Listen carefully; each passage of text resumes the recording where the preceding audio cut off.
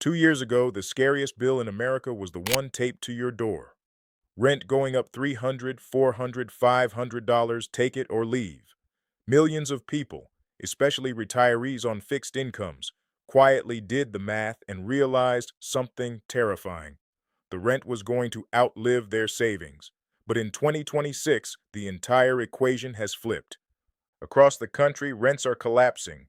Landlords who once had waiting lists are now begging strangers to sign a lease, throwing in free months, free parking, and cash bonuses just to keep the lights on.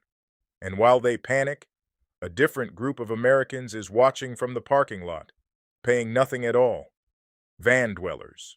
Some by choice, some by necessity. Retirees, veterans, laid-off workers, widows on Social Security.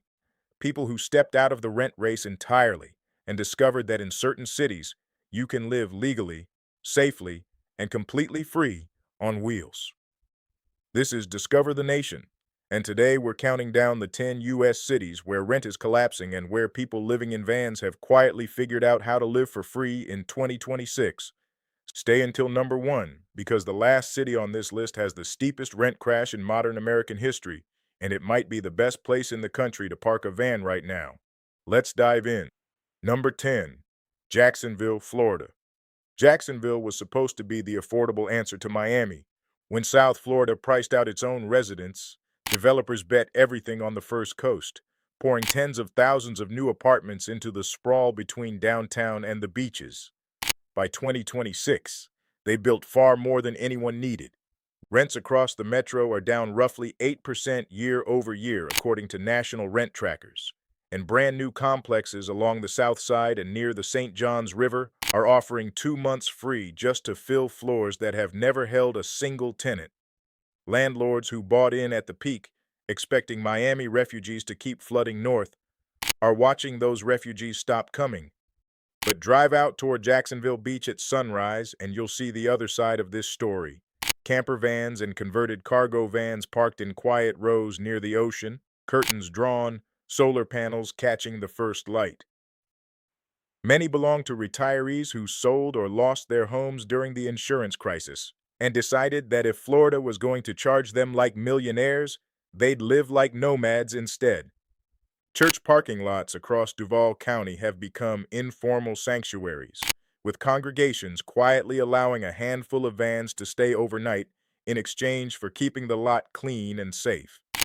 The city, dealing with far bigger problems than a retired Navy mechanic sleeping in a Ford Transit, mostly looks the other way. In Jacksonville, the people paying $2,000 a month and the people paying nothing are sometimes parked a block apart. And in 2026, more of them are switching sides than anyone wants to admit. Number 9, San Antonio, Texas. San Antonio was never a luxury market, and that's exactly why its fall stings so much. This was the affordable big city, the place where a normal paycheck still bought a normal life. But developers chased the Texas boom here too, and by 2026, the city is drowning in new units it can't fill.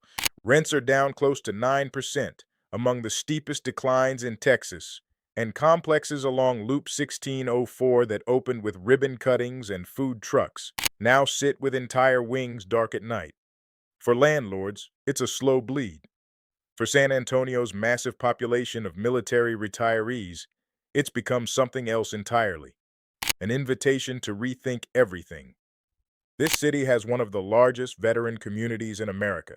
Thousands of people with modest pensions, medical care through the VA, and a lifetime of experience living out of whatever space the military gave them. A growing number of them have taken that skill set to the road. You'll find them in high-top vans and small RVs scattered across the hill country, rotating through Texas state parks, quiet retail lots on the edge of the metro, and family driveways in between. A retired Army sergeant living in a converted Sprinter can stay near the VA hospital, near his grandkids, and near everything he knows without ever writing a rent check again. Meanwhile, the apartment industry that assumed these veterans would always be reliable tenants is learning a hard lesson. When you spend 20 years teaching people to be self-sufficient, you shouldn't be surprised when they finally are. Number 8, Tampa, Florida. Tampa's boom was built on sunshine and spreadsheets, and in 2026, the spreadsheets are losing. During the pandemic years, rents here exploded faster than almost anywhere in America, as northerners poured into the Gulf Coast chasing warm winters and no state income tax. Landlords thought the party would never end. Then the insurance bills arrived. Property insurance premiums across the Tampa Bay region have doubled and tripled since the last major storms, and landlords who once cleared comfortable profits are now underwater before a single toilet breaks. They've tried passing the cost to tenants, but tenants have hit their ceiling. Rents are down around 7% and falling. Vacancies are climbing from West Shore to Wesley Chapel, and small landlords are selling out at losses just to escape the insurance trap. And all along the coast, from the causeways of Petersburg to the quiet county parks north of Clearwater, the van dwellers have noticed. Tampa Bay has become one of the busiest snowbird van corridors in the country. Older couples in camper vans spend November through April rotating through beach lots, fishing piers, and low-cost county campgrounds, living on Social Security checks that would barely cover a storage unit in a Tampa high-rise. Some are lifelong RVERs. Others are former Florida homeowners who watched insurance devour their equity and chose wheels over walls. The cruel irony is hard to miss. In Tampa, the people who own property are trapped by it, and the people who own nothing but a van are the freest residents in the region. Number 7. Salt Lake City, Utah. Salt Lake City spent the last 5 years building like it expected California to move in overnight. Cranes filled the skyline from downtown to Sugar House, and luxury apartments with mountain views and rooftop fire pits promised a new era for Utah's capital. But the tech transplant slowed, the local wages never caught up to the luxury pricing, and by 2026, the market has cracked. Rents are down roughly 8%. Concessions are everywhere, and buildings that opened at $2,200 a month for a one-bedroom are quietly leasing the same units in the 1600s. Landlords call it a correction. Renters call it overdue. But Salt Lake has a secret that almost no other American city has. Drive 45 minutes to an hour west or south, and you hit vast stretches of public land managed by the Bureau of Land Management, where camping in a van is legal and completely free. A whole quiet population has figured this out. Warehouse workers, ski resort employees, and semi-retired tradesmen who live in insulated vans on the desert flats and drive into the valley for work, hot showers at the rec center, and Sunday dinner with family. In winter, some migrate south toward warmer Utah desert towns and return when the snow melts. Their monthly housing cost is a tank of gas. Meanwhile, back in the valley, landlords stare at spreadsheets full of vacant units, wondering where the tenants went. Some of them went home to mom and dad, and some of them are parked under the biggest sky in America, watching the sunset over the Great Salt Lake, wondering why they ever paid rent at all. Number 6. Denver, Colorado. Denver built more apartments in the last 4 years than at any point in its history, and in 2026, the bill has come due. Rents across the metro are down nearly 10%, the steepest drop in the Mountain West, and the shiny towers along the South Platte River and in Rhino are fighting over a shrinking pool of tenants with free months, waived fees, and gift cards. The tech and aerospace hiring that fueled the boom has cooled, and the young professionals who once paid anything for a Denver zip code are leaving for cheaper states or moving back in with family. But Denver earns its place on this list for another reason entirely. This city, more than almost any other in America, has made van living legal. Colorado's safe parking programs partner with churches and nonprofits to open supervised parking lots where people living in vehicles can stay overnight, free of charge, with access to bathrooms, and no fear of a knock on the window at 3 in the morning. Dozens of lots now operate across the metro, and the people using them are not who you'd expect. Substitute teachers, retired nurses, divorced fathers rebuilding their lives, and a 68-year-old widow in a Dodge camper van who lost her apartment when the rent jumped during the boom and decided she was done being afraid of landlords forever. Denver looked at the people sleeping in vehicles, and instead of criminalizing them, built them a system. And in a city where the towers sit half empty while the church lots fill up every night, you have to ask which housing model is actually working. Number 5. Portland, Oregon. Portland's rental market has been sliding for 3 straight years, and in 2026, there's no bottom in sight yet. Downtown rents are down around 9% year over year, and the Tower District that once symbolized the Pacific Northwest boom now advertises concessions that would have been unthinkable in 2021. The remote work exodus never reversed. Employers kept shrinking their office footprints, and the young renters who once defined this city have scattered to smaller, cheaper towns across Oregon and beyond. Landlords holding buildings along the Willamette are caught between falling rents and rising costs, and some are simply handing keys back to their lenders. But Portland has always tolerated life on the margins better than most American cities, and its van community reflects that.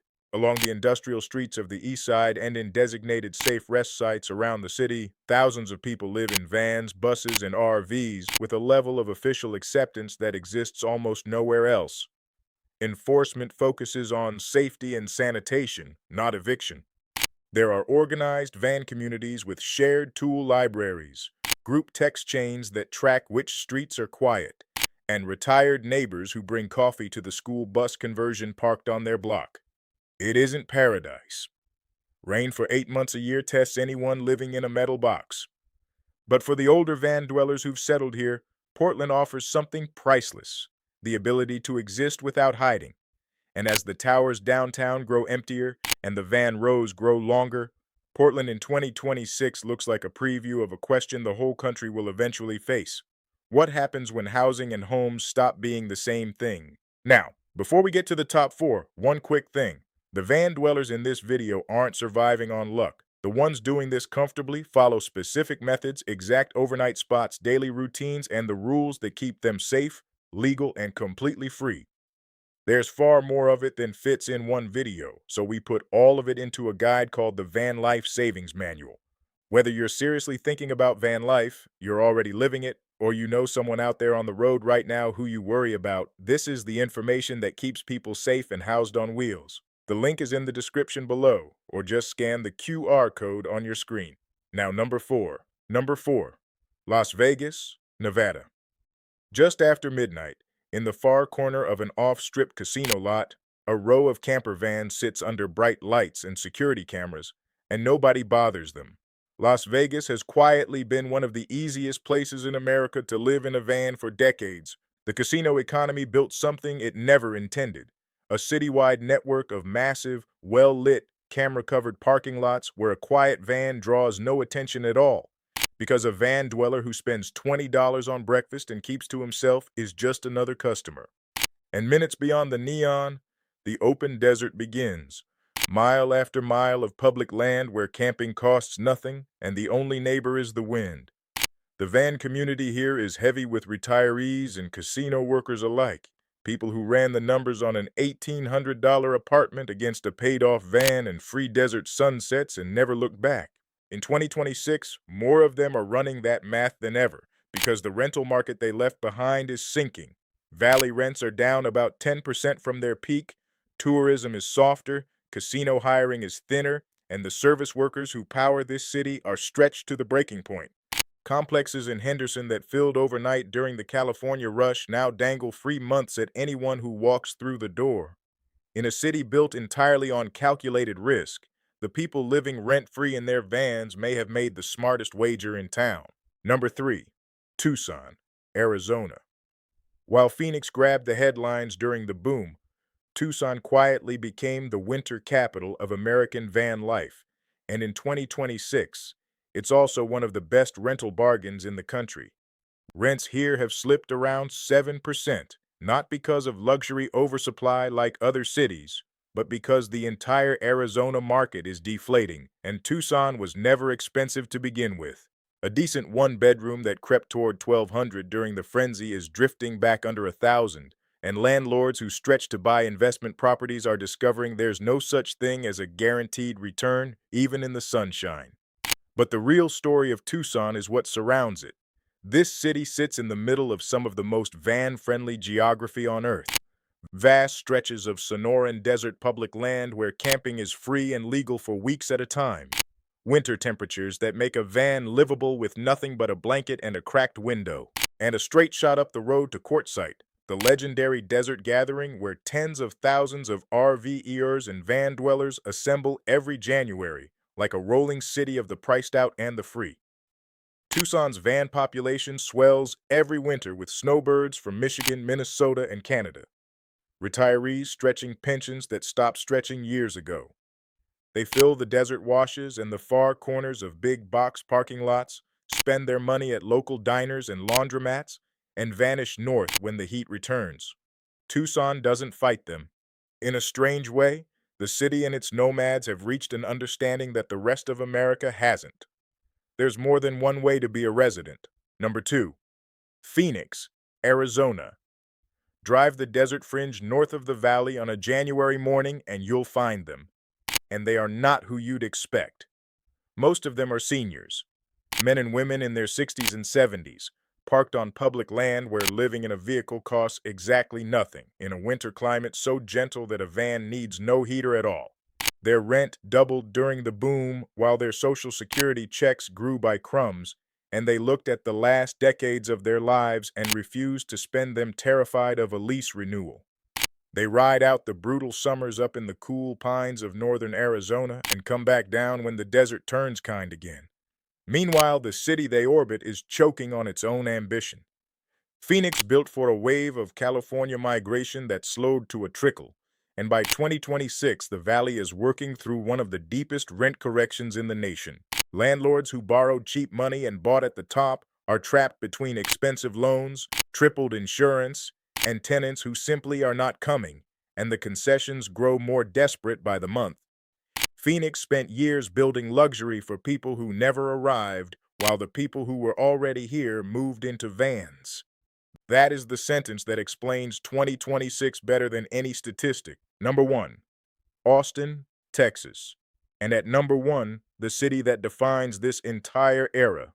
Look closely at East Austin after dark and you'll see them if you know what to look for.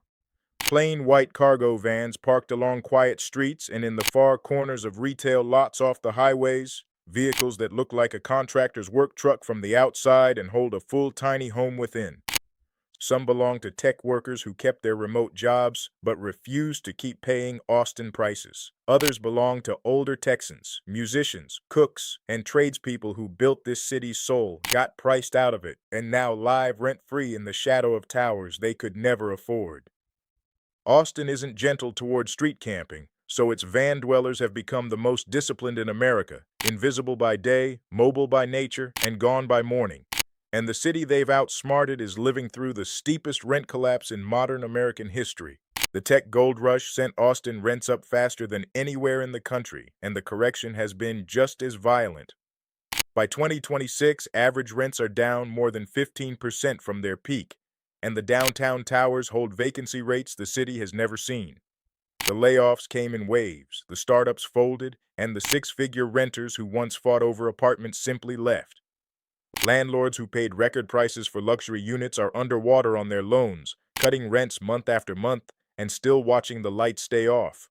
The city that rose the fastest and fell the hardest has become the proving ground for a new American skill, living free in a place that once demanded everything. So, what does it all mean?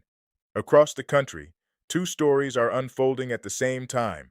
In the towers, rents are falling, landlords are panicking, and tenants finally have power again for the first time in a generation. And in the parking lots, the church lots, and the open desert, a growing nation on wheels has stopped playing the game entirely. Some chose it, many didn't.